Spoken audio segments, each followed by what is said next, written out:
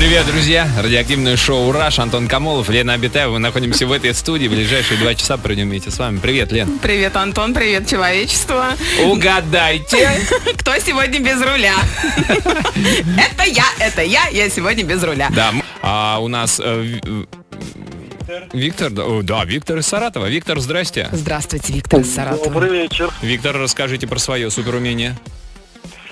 Мое суперумение заключается в том, что я могу в быстрые сроки обучать экстремальному вождению, контраварийной подготовке тех лиц, кто боится ездить на своих автомобилях вне зависимости по каким дорогам, либо скользким, либо сухим. То есть вы имеете в виду лиц, то есть телочки и ботаны?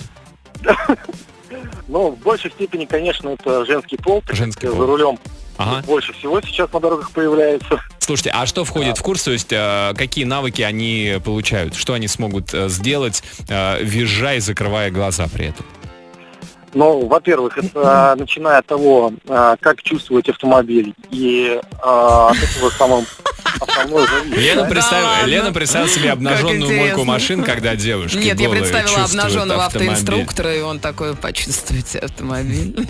Сначала почувствуйте меня, я вам покажу, как надо чувствовать, а А потом теперь зеленый свет, езжайте, скорее, быстрее, дайте-ка я еще. вам аварийкой поморгаю.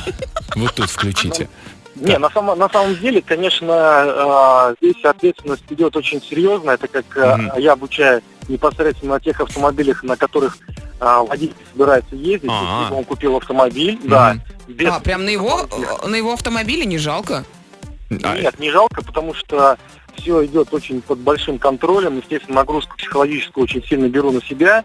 Вот. И женский пол, конечно, разный бывает, где-то импульсивный, где-то спокойный, вообще не разговорчив, потому что бывают женщины уже семейные, кто-то ревнует из мужской половины, и они стараются как-то закрыто себя вести, приходится находить подход, дабы дать возможность с автомобилем быть на «ты». Ну да, а мужики следят? Было такое, что вы едете, обучаете, а в багажнике муж перекатывается?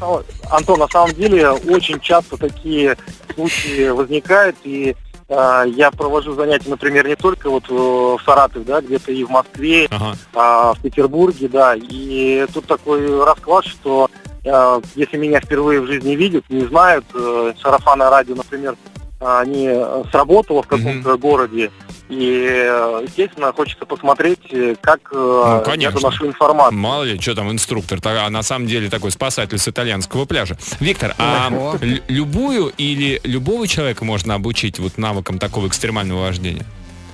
Но будем говорить правильно так.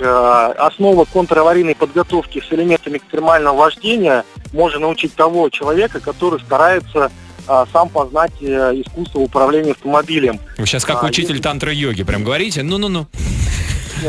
Если человека насильно кто-то заставляет, и такие случаи были, то есть муж отдает там свой автомобиль своей супруге, говорит: все, на, милая, катайся, но она вообще никак не хочет сесть за руль, она просто не старается, не хочет, курица, курица.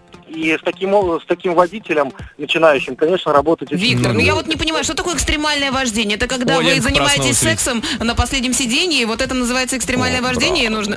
Зачем? Что?